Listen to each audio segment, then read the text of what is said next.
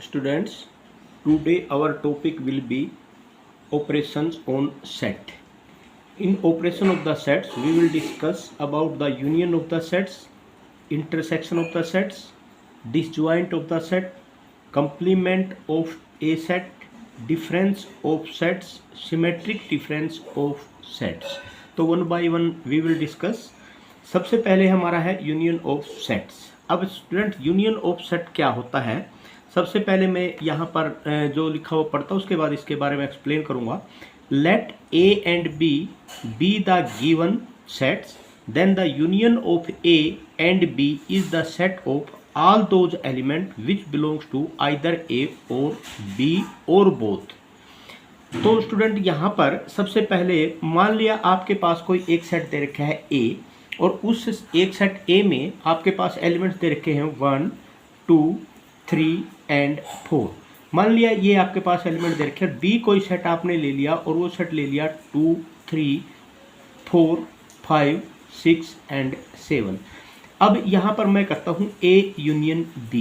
A union B का मतलब इसको जो A यूनियन B है ना स्टूडेंट, इसको ये बोलते हैं और भी बोलते हैं इसको. A यूनियन B को और भी बोलते हैं कई जगह पर. A और B मतलब क्या है कि ऐसा एलिमेंट जो कि A से बिलोंग करता हो या B से बिलोंग करता हो या दोनों से बिलोंग करता हो. अगर दोनों से भी बिलोंग करता है तो वो एक बार ही लिखा जाएगा, डबल टाइम नहीं लिखा जाएगा. अब इसका A यूनियन B का जो सेट बनेगा वो क्या बनेगा 1.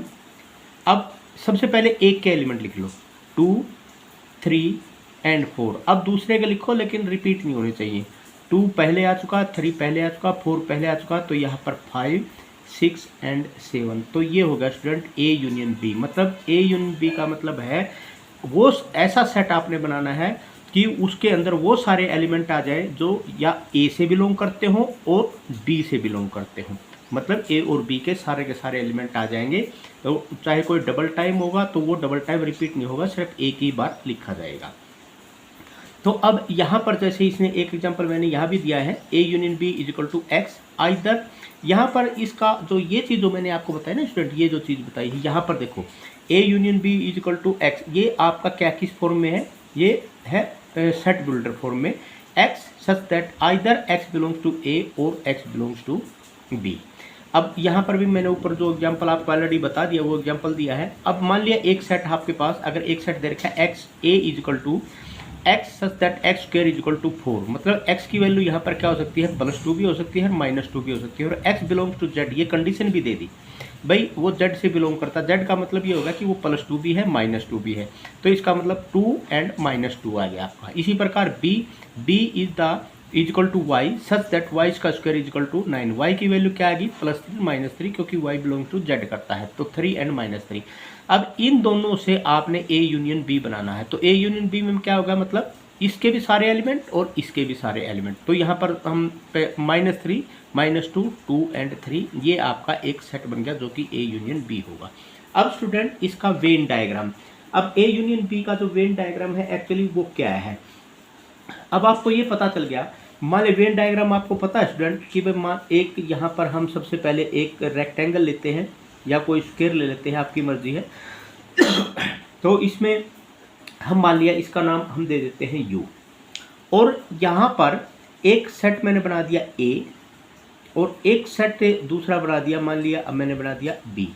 तो अब वो सारे के सारे एलिमेंट जो A में भी हों और B में भी हों, तो उसको वेन डायग्राम से कैसे डिनोट करेंगे, तो हम उसको वेन डायग्राम से ऐसे डिनोट कर देंगे कि भाई वो सारे के सारे एलिमेंट आ जाएंगे इसमें जो कि इसमें भी है और इसमें भी है. ये आ गए. कुछ एलिमेंट ऐसे हैं जो कि डबल टाइम भी आ जाते हैं, इसमें भी आ गए, जैसे ये है, ये डबल टाइम आ गया, इसमें भी है इसमें भी है, लेकिन ये लिखे जाएंगे एक ही बार. ठीक है, तो ये होता है A यूनियन B. उसके बाद स्टूडेंट ये कुछ प्रॉपर्टी है A यूनियन B की, है तो बहुत इजी, लेकिन फिर भी एक बार हम इनको कर लेते हैं. सबसे पहले A union B. A union B किसके बराबर होता है, B यूनियन A. मतलब A यूनियन B का मतलब यही होगा कि सारे के सारे एलिमेंट जो A में है और B में है, इसका मतलब भी यही होगा सारे के सारे एलिमेंट जो B में है और A में है. और इसको बोलते हैं student commutative law. A union B is equal to B union A, इसको कम्यूटेटिव लॉ बोलते हैं. उसके बाद है A union B union C.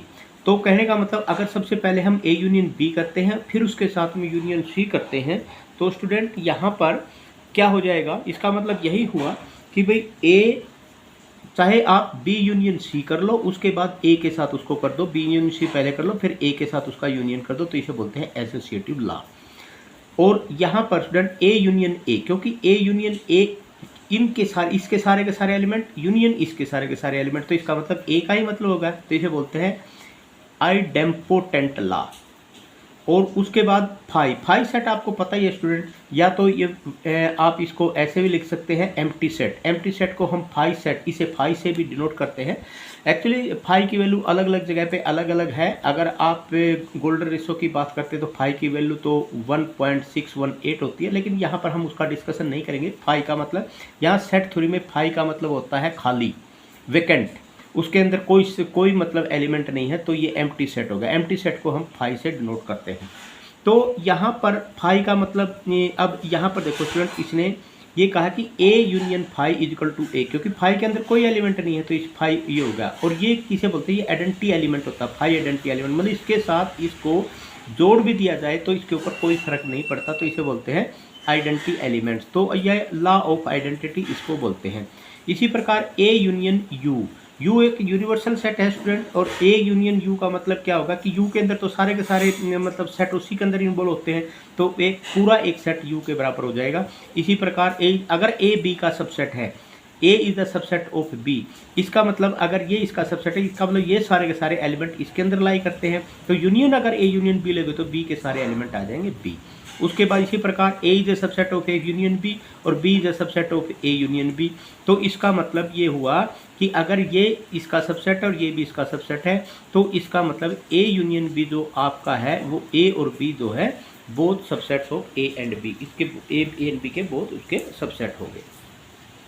तो A union B equal to, अगर फाई दे रखा स्टूडेंट, मतलब इन दोनों के अंदर यूनियन में कोई एलिमेंट नहीं दिखाया, तो इसका मतलब इसके अंदर भी कोई एलिमेंट नहीं है, इसके अंदर भी कोई एलिमेंट नहीं है, तो इसका मतलब A union B equal to phi तभी हो सकता है जब ए के अंदर भी कोई एलिमेंट ना हो, बी के अंदर भी कोई, मतलब ए भी खाली हो, बी भी खाली हो, तो A equal to phi and B equal to phi student. Next हमारा यहाँ पर टॉपिक हमने क्या, ये था स्टूडेंट आपका यूनियन सेट। अब नेक्स्ट क्या है आपका, नेक्स्ट है इंटरसेक्शन ऑफ सेट। अब हम इंटरसेक्शन ऑफ सेट के बारे में यहाँ पर स्टडी करेंगे स्टूडेंट्स। अब ये है कि भाई इंटरसेक्शन होता क्या है। इंटरसेक्शन में यूनियन को तो आपने देख लिया कि ए और बी में जितने भी हैं वो सारे के सारे एलिमेंट ए के भी लिखे जाएंगे, बी के भी लिखे जाएंगे और उनका एक सेट बना दिया जाएगा, वो यूनियन होता है। अब intersection of the set, let A and B be the two given sets, then the intersection of A and B is the set of element which belongs to both A and B, or intersection of A and B is the set of common members of A and B, या आप ये भी कह सकते हैं intersection of A and B is the set of common member of A and B। और intersection को जो डिनोट किया जाता है स्टूडेंट, ऐसे डिनोट किया जाता है A इंटरसेक्शन B, इसको इंटरसेक्शन बोलते हैं, A इंटरसेक्शन B। और जैसे वहाँ पर ए और बी बोलते थे, इसी प्रकार इसको यहाँ पर एंड बोलते हैं स्टूडेंट। ए एंड बी मतलब ए में भी है कोई एलिमेंट और बी में भी कोई एलिमेंट है, उसका एक सेट बनाते हैं, तो वो आपका क्या हो जाएगा, एक इंटरसेक्शन हो जाएगा। यहाँ इसको कैसे लिखते हैं, A intersection B is equal to X such that X belongs to A and X belongs to B. ये चीज़ का ध्यान देना, वहाँ और था, यहाँ एंड है। अब यहाँ पर मैं आपको इसका एक वेन डायग्राम बना के दिखाता हूँ, एक बार और समझा देता हूँ स्टूडेंट। यहाँ पर एग्जाम्पल्स ले चलो, इसका एग्जाम्पल भी ले लेते हैं। मान लिया ए आपके साथ एक सेट दे दिया आपको, और सेट में उसके अंदर ले लिया स्टूडेंट 1 2 3 4 5 6 9 एंड 18, मान लिया ये ले लिया। बी एक सेट आपने और ले लिया 1 2 3 4 6 8 12 एंड 24, ये ले लिया स्टूडेंट। अब मैंने आपको कहा था कि ऐसा सेट जिसके एलिमेंट इसके अंदर भी लाई करते हो और इसके अंदर भी लाई करते हो, दोनों के अंदर लाई करते हो, वो अगर सेट बनाना है तो उसे बोलते हैं ए इंटरसेक्शन बी। अब इसके अंदर कॉमन 1 इसके अंदर लाई करता है, यस, 2 इसके अंदर भी लाई करता है, इसके अंदर भी लाई करता है, यस, 3 इसके अंदर भी है, इसके अंदर भी है 3, 4 इसके अंदर भी है, इसके अंदर भी 4, 5 इसके अंदर नहीं है, नहीं लिखेंगे, 6 इसके अंदर है, 6 लिख दिया, 8 इसके अंदर नहीं है, यहाँ 6 इसके अंदर है, 9 इसके अंदर, नहीं है, 18 इसके अंदर नहीं है, तो यही होगा स्टूडेंट। बस आपके पास जो कॉमन चीज़ है वही लिखेंगे। किसी एक को देख लो और वो देख लो कि क्या वो दूसरे में भी है। अगर वो दूसरे में भी अवेलेबल है तो ए इंटरसेक्शन बी हो जाएगा। वो सारा का सारा एक सेट जो कि दोनों में बिलोंग करता है। तो यहाँ पर स्टूडेंट अगर अब इसका वेन डायग्राम की बात आती है, वेन डायग्राम में देखो, मैं यहाँ लिख देता हूँ, ये हो गया वेन डायग्राम। वेन डायग्राम का मतलब मान लिया ये आपका यू हो गया, एक सेट आपने ले लिया ए और एक सेट ले लिया बी, ए ये ले लिया आपने बी। ठीक है स्टूडेंट, अब यहीं से देख लो इसके अंदर मान लिया ए में कुछ एलिमेंट है, बी में कुछ एलिमेंट है, और उनका जो कॉमन है वो दोनों का कॉमन क्या है, ये है उन दोनों का कॉमन। तो ये जो कॉमन है ना स्टूडेंट, यही हुआ सिर्फ ए इंटरसेक्शन बी, इसको ये हो गया बी। तो इसे ये जो चीज़ है ना, ये जो चीज़ इसे बोलते हैं ए और इंटरसेक्शन बी। ये यहाँ पर ये पोर्शन हुआ ए इंटरसेक्शन बी, मतलब इसमें भी अवेलेबल है और इसमें भी अवेलेबल है। तो ये था इंटरसेक्शन ऑफ द सेट्स। अब इसकी कुछ प्रॉपर्टी है, जैसे कि यूनियन की कुछ प्रॉपर्टी थी स्टूडेंट, इसकी भी कुछ प्रॉपर्टी है। इसमें भी ए इंटरसेक्शन बी दोनों में कॉमन है, तो बी इंटरसेक्शन ए में भी कॉमन होगा। और यहाँ पर है ए इंटरसेक्शन बी अगर आप करते हो उसके बाद फिर इंटरसेक्शन सी के साथ करते हैं, तो ये किसके बराबर होगा, A intersection B intersection C के बराबर होगा। तो इसको इसके साथ इंटरसेक्शन कर देंगे तो ये उसके साथ हो जाएगा। और उसके बाद ए इंटरसेक्शन ए, जो ए इंटर दोनों में ए इंटरसेक्शन ए दोनों में कॉमन, तो ए भी वही है, ए भी वही है, तो ए ही उसके अंदर आएगा। ए इंटरसेक्शन फाई, तो इसमें क्या कॉमन होता है, फाई ही कॉमन है, तो फाई आ जाएगा। ए इंटरसेक्शन यू, दोनों में क्या कॉमन है, ए कॉमन हुआ, तो ए आ जाएगा। A intersection B is a subset of A, ठीक है, क्योंकि इसमें भी और इसमें दोनों में कॉमन है तभी तो ए का सबसेट हुआ। इसी प्रकार ए इंटरसेक्शन बी, ये इन दोनों में कॉमन है और वो इसका मतलब वो क्या हुआ, इंटरसेक्शन बी भी बी का सबसेट होगा। तो ये था स्टूडेंट इसकी कुछ प्रॉपर्टी, बहुत ही सिंपल है, आप इसको कर लोगे। अब स्टूडेंट दो प्रॉपर्टी है आपकी, properties of union and intersection. ये जो प्रॉपर्टी है student, properties of union and intersection, इसमें जो चीज़ मेन चीज़ ये है कि जैसे A intersection B union C, अब इसको जैसे खोलेंगे ना तो ये इंटरसेक्शन एक बार इसके साथ होगा, ये इंटरसेक्शन एक बार इसके साथ होगा, ये ऐसे का ऐसा रह जाएगा। इस चीज़ का ध्यान देना है। A intersection B union A intersection C, A intersection B union A intersection C. इसी प्रकार A union B intersection C अगर उल्टा हो जाता है ये फिर भी वही रहेगा, A union B intersection A union C, A intersection B union A intersection C. इसका वेन डायग्राम कैसे बनाएंगे स्टूडेंट, अब देखो सबसे पहले मान लिया ये तीन है, मैं सबसे पहले यहाँ पर इसको एक आपके पास एक आपने स्क्वायर या रेक्टेंगल आपने ले लिया, इसको आपने यू लिख दिया। सबसे पहले आपने देना है बी इंटरसेक्शन सी, मैं एक यहाँ पर ने ये बना दिया आपने बी, और स्टूडेंट ये बना दिया मैंने कोई एक दूसरा ले लो, और एक ले लिया ये ले लिया।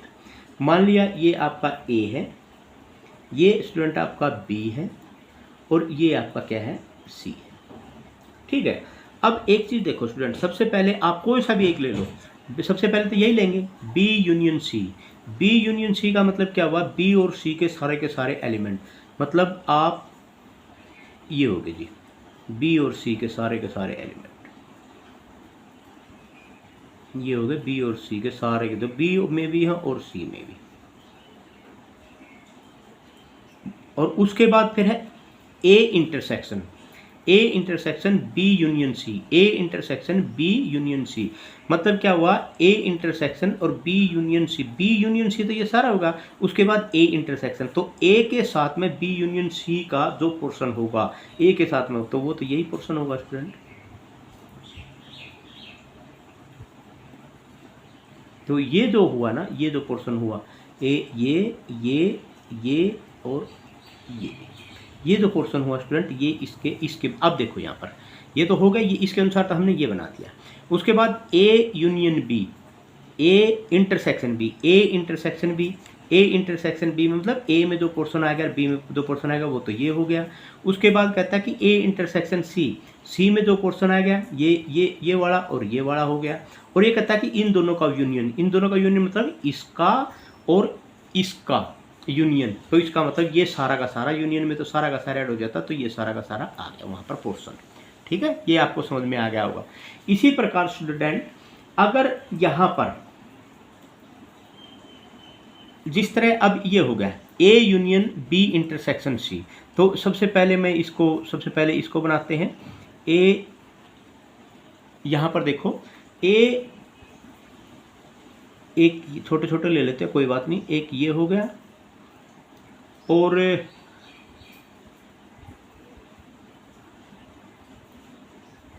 एक ये हो गया। ठीक है, तो अब यहाँ पर देखो, मान लो स्टूडेंट ये हो गया ए, ये हो गया आपका बी और ये हो जाएगा सी। सबसे पहले इसकी बात करते हैं, B intersection C. B intersection C में कौन सा हुआ, बी में और सी में जो पोर्शन शामिल है, तो बी में और सी में तो ये पोर्शन शामिल है, ये पोर्शन होगा बी और सी में। उसके बाद है ए यूनियन के साथ में बी और सी, ए यूनियन के साथ में B intersection C. B intersection C में तो चलो ये पोर्शन आ गया, बी इंटरसेक्शन सी में ये सारा पोर्शन आ गया।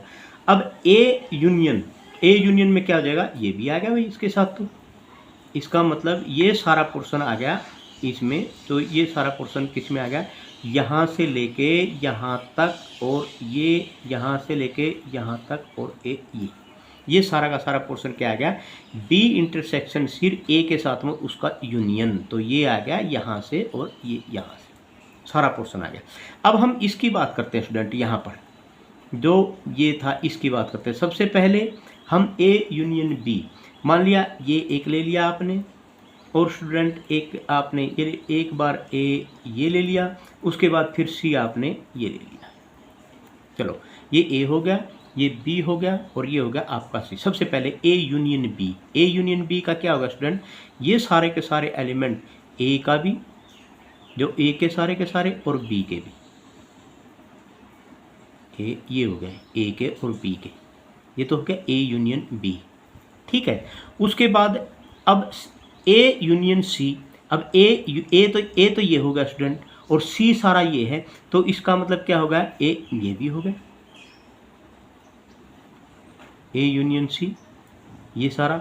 अब इसका और इसका ए यूनियन बी, तो ये सारा था ही, ए यूनियन बी तो ये था,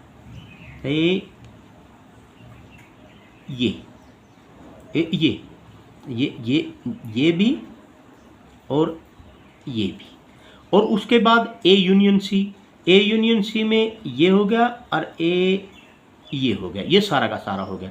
अब इनमें कॉमन क्या है, अब इनमें कॉमन आपको पता है स्टूडेंट, ए यूनियन बी में और A union B intersection A union C, A union B में ये सारा का सारा हो गया और ए इंटरसेक्शन सी में ये सारा का सारा हो गया। इसका मतलब ये होगा कि ये वाला पोर्शन, ठीक है, और ये वाला पोर्शन और ये सारा का सारा क्या होगा, ये वाला और ये वाला, ये सारा का सारा क्या होगा, इंटरसेक्शन होगा। कॉमन किस में होगा, कॉमन में देखो ये भी कॉमन है, ये भी कॉमन है, और ये इसमें भी शामिल है और ये इसमें भी शामिल है। तो इसका ए यूनियन बी में तो ये सारा होगा और ए यूनियन सी में भी ये सारा होगा, तो कॉमन क्या होगा, कॉमन ये सारा का सारा पोर्शन हो गया आपका। तो ये था आपका स्टूडेंट में ये एक प्रॉपर्टी ये थी, एक प्रॉपर्टी ये थी, ये दोनों प्रॉपर्टी भी इंपॉर्टेंट है, आप इसको भी समझ लेना। और उसके बाद नेक्स्ट हमारा जो टॉपिक होगा student, next our topic is disjoint sets. Disjoint sets का मतलब क्या हुआ students, if A and B are the two sets such that A intersection B is equal to 5। आपको पता है स्टूडेंट, ए इंटरसेक्शन का मतलब होता है ए और बी में कॉमन, और इसमें कहा कि ए और बी में कोई कॉमन नहीं है क्योंकि ये एम्प्टी सेट है, कोई कॉमन नहीं है। तो इसका मतलब ये हुआ कि भाई there is no common element in A and B. तो डिसजॉइंट सेट कौन से सेट हुए, ऐसे सेट जिनमें, ऐसे दो सेट जिनमें कोई भी चीज़ आपस में कॉमन ना हो, उसे बोलते हैं डिसजॉइंट सेट। जैसे आपने ले लिया ए, आपने ले लिया 1 2 3 4, और स्टूडेंट बी जो आपने ले लिया वो ले लिया, बी में ले लिया मान लिया 5 6 7 एंड 8। तो इसमें ए और बी में कोई चीज़ कॉमन है, कोई इंटरसेक्शन बनता है, नहीं बनता, तो ये है 5। तो ये जो ए और B, A and B are disjoint set, ये दोनों के दोनों आपस में क्या है, डिसजॉइंट सेट्स हैं। ठीक है, तो इसका मतलब इनमें, और इसको वेन डायग्राम में कैसे डिनोट करेंगे, मान लिया वेन डायग्राम में आप इसको एक आपने ये ले लिया, एक ए ये हो जाएगा, क्योंकि इनमें कोई कॉमन नहीं है तो कॉमन आपने दिखाना नहीं, ये एक हो जाएगा, ये बी हो जाएगा, इनमें कोई चीज़ कॉमन नहीं है तो इसके एलिमेंट ये हैं, इसके एलिमेंट ये हैं, तो इसका मतलब ये है कि कोई कॉमन नहीं है, तो A intersection B is equal to 5। ठीक है स्टूडेंट, ये होगा। उसके बाद next student complement of a set. वैसे student complement of a set हमने पहले भी कर लिया था, लेकिन फिर भी एक बार फिर मैं बता देता हूँ। Complement of a set, complement का मतलब है किसी भी ये जो कंप्लीमेंट आप लेते हैं ना स्टूडेंट, ये एक्चुअली इन रिस्पेक्ट ऑफ ये इसका जो कॉम्बिनेशन है, इसका कंसिडरेशन जो है वो एक यूनिवर्सल सेट के साथ है। तो मान लिया एक यूनिवर्सल सेट आपके पास दे रखा है और एक ए आपके साथ कोई भी एक सेट दे रखा है और आप ए का कंप्लीमेंट निकालते हैं। जो ए का कंप्लीमेंट है उसको डिनोट करते हैं ए डैश से भी कर देते हैं स्टूडेंट, ए सी से भी कर देते हैं, और कई बार उसको ऐसे भी लिखा जाता है। तो ये चीज़ आपने ध्यान देना है, यहाँ पर कई बार ऐसे, कई बार ऐसे सी, और कई बार हम यहाँ ऐसे ही लेके चलेंगे। तो मान लिया इसके अंदर एलिमेंट दे रखे हैं 1 2 3 4 5 6 एंड 7, और इसके अंदर दे रखे हैं स्टूडेंट 2 3 4 एंड 5। तो ए कंप्लीमेंट का मतलब सीधा क्या होता है स्टूडेंट, ऐसे एलिमेंट यू में से ए वाले सारे के सारे एलिमेंट यू में से घटा दो, बस। इसका मतलब क्या हुआ, वो सारे के सारे एलिमेंट जो ए में नहीं हैं, वो सारे के सारे एलिमेंट जो ए में नहीं हैं। तो इसका मतलब क्या है कि ए में कौन से नहीं है, एक तो ए नहीं है, एक आप ये कह सकते हैं 6 एक 7, तो ये हो गया। और इसको हम ये भी कह सकते हैं student you minus A, you में से वो सारे के सारे एलिमेंट काट दो जो कि ए के अंदर हैं। तो अब जैसे मैं यहाँ पर थोड़ा सा आपको वेन डायग्राम के इसमें मेथड से भी समझाता हूँ। मान लिया ये आपके पास u है और ये है a, ठीक है। 1 2 3 4 5 6 एंड 7, अगर इसी की बात करते हैं 2 3 4 5, ये आपके पास क्या है, a है। तो ये सारे के सारे एलिमेंट जो ए में नहीं है, मतलब क्या है कि ये सारा का सारा, यहाँ तो 1 6 7 एलिमेंट हो गए, लेकिन वो सारा का सारा पोर्शन जो ए में नहीं है उसे बोलते हैं ए कंप्लीमेंट। ये सारा का सारा जो कि ए से बाहर है, ये सारा का सारा क्या है, ए कंप्लीमेंट है। और अगर एलिमेंट की बात करते हैं तो 1 6 7 जो कि ए में नहीं है वो आपका क्या हो जाएगा, ए कंप्लीमेंट हो जाएगा। ठीक है, तो मतलब क्या है कि ए कंप्लीमेंट, अगर रोस्टर फॉर्म में आप इसको लिखना चाहो, x such that x belongs to u and x does not belongs to a, ये आपका हो गया यहाँ पर कंप्लीमेंट ऑफ सेट। उसके बाद है स्टूडेंट आपका, हम यहाँ पर नेक्स्ट हम करने जा रहे हैं difference of the sets. Student difference of the set भी बहुत ही इजी है, 2 और बच गए आपके।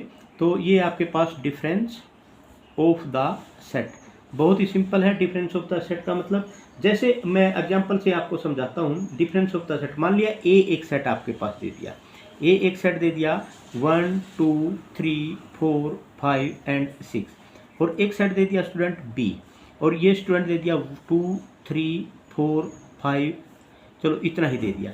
अब मैं यहाँ पर करता हूँ a माइनस बी। जैसे कि यहाँ आपने देखा था ना स्टूडेंट, ये जो आपने देखा था u माइनस ए, इसी पर ये भी एक डिफरेंस था, ये भी आप इन दोनों में डिफरेंस था, आप ये कह सकते हैं।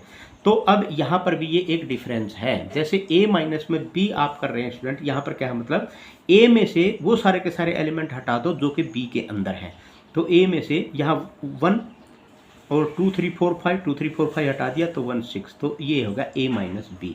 लेकिन एक चीज़ का ध्यान देना स्टूडेंट, मान लिया इसके अंदर एक और एलिमेंट मैं यहाँ पर ले लेता हूँ 7 और 8 और ले लेते हैं, ठीक है। अब मैं यहाँ पर इसमें लेता हूँ b माइनस ए, ये चीज़ बड़ी समझने वाली है, b माइनस ए। अब b में से वो सारे सारे एलिमेंट हटाने हैं जो कि a के अंदर हैं, ये चीज़ का ध्यान देना है। यहाँ पर b में से वो सारे के सारे एलिमेंट हटाने हैं जो कि a के अंदर है। अब b में कौन कौन से हैं, b में से वो a के अंदर 2a के अंदर है 3 है, ये है 4 है, 4 6 है। तो a में, अब a में फालतू कितने उस बात से हमें कोई मतलब नहीं, लेकिन लिखे a के ही जाएंगे।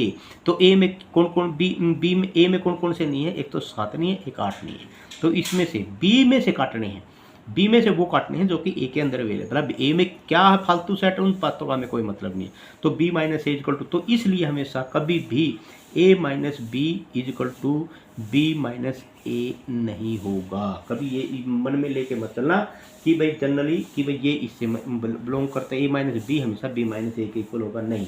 तो बहुत बार आप देखेंगे कि a minus B is not equal to B minus A, ठीक है।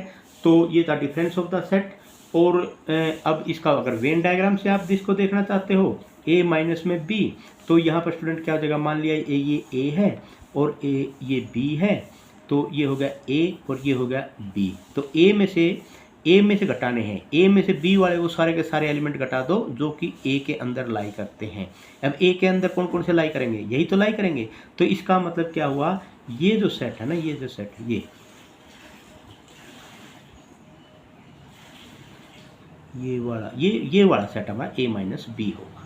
ठीक है, अगर बी माइनस ए में करें तो बी माइनस ए में से आप करते हैं, मान लिया ये बी है, बी अगर इसी में बी माइनस ए करें तो ये आ जाएगा। अगर एक दूसरा में बी हो सकता है, मान लिया ये पूरा ए हो गया और ये इसके अंदर है बी, तो ए में से बी को घटाना है, तो ए में से बी को घटाना है, तो ये सारा हो जाएगा, ये हो जाएगा जी ए में से बी को, क्योंकि ये अलग अलग मेथड से मैंने आपको समझा दिया, तो इसका मतलब ये हो। उसके बाद एक चीज़ और बच गई स्टूडेंट यहाँ पर छोटी सी, वो भी आपको बहुत समझना बहुत ज़रूरी है, तो वो है symmetric difference. Symmetric difference of two set, ये बहुत इंपॉर्टेंट है student. Symmetric difference of two sets का मतलब क्या होता है, एक तो होता है ए माइनस बी आपने देखा, एक आपने देखा बी माइनस ए। ठीक है स्टूडेंट, अभी आपने देखा है ए माइनस बी और बी माइनस ए। अगर ए माइनस बी और बी माइनस ए का आप यूनियन कर देते हैं तो होता है सिमेट्रिक डिफरेंस, और इसको डिनोट किया जाता है ए और डेल्टा बी। ठीक है, डेल बी बोलते हैं, ए डेल बी का मतलब A minus B union B minus A होगा स्टूडेंट। ये चीज़ आपने यहाँ नोट करनी स्टूडेंट, ये भी कई बार बहुत जगह एग्जाम में पूछा जाता है, symmetric difference of the two sets क्या होता है, तो ये बहुत ज़रूरी बहुत इंपॉर्टेंट चीज़ है। तो अब यहाँ कई बार क्वेश्चन इसमें से IIT और JEE में भी पूछे जाते हैं। अब जैसे स्टूडेंट A इक्वल टू आपने ले लिया, मान लिया A आपने यहाँ पर ले लिया, A आपने ले लिया यहाँ पर 1 2 3 एंड 5, और B स्टूडेंट आपने ले लिया 2 5 7 एंड 9। अब A union B, A minus में B क्या करोगे, A में से वो सारे के सारे एलिमेंट काट दो जो B में अवेलेबल है। तो A1 इसमें अवेलेबल है, नहीं है तो 1 लिख दिया, 2 इसमें है लिख काट दिया, 3 इसमें है, नहीं है लिख दिया, और 5 इसमें है, हाँ है, बस खत्म, आगे कहानी खत्म। उसके बाद आप करेंगे B माइनस A। अब स्टूडेंट B में से वो सारे के सारे एलिमेंट काट देंगे जो कि A के अंदर है। 2 इसके अंदर है, यस काट दिया, इसके अंदर और क्या हमें नहीं पता, 5 इसके अंदर है, यस है, 7 इसके अंदर है, नहीं है, तो 7 और 9 इसके अंदर है, नहीं है, तो ये हो गया 7 और 9। ठीक है, अब हम करेंगे student A minus B and union B minus A, ये करेंगे इन दोनों का यूनियन, इसका और इसका यूनियन। इसका मतलब क्या होगा 1 3 7 एंड 9, इसका यूनियन ये हो गया। तो ये है आपका सिमेट्रिक डिफरेंस, और इसको लिखते हैं स्टूडेंट A डेल्टा B, तो ये सिमेट्रिक डिफरेंस हो गया। तो यहाँ पर स्टूडेंट इस चीज़ का ध्यान देना, ये सारे के सारे ऑपरेशंस हमने कर लिए, ये इतने ही ऑपरेशंस थे सेट के ऊपर। अब हम आगे जो भी कुछ इंपॉर्टेंट थ्योरम है इन ऑपरेशंस के बाद हम ये कहेंगे कि वही उसको बोलते हैं डी मॉर्गन्स लॉ। तो अब डी मॉर्गन्स लॉ स्टूडेंट्स हम नेक्स्ट लेक्चर में डी मॉर्गन्स लॉ के बारे में स्टडी करेंगे। Thank you very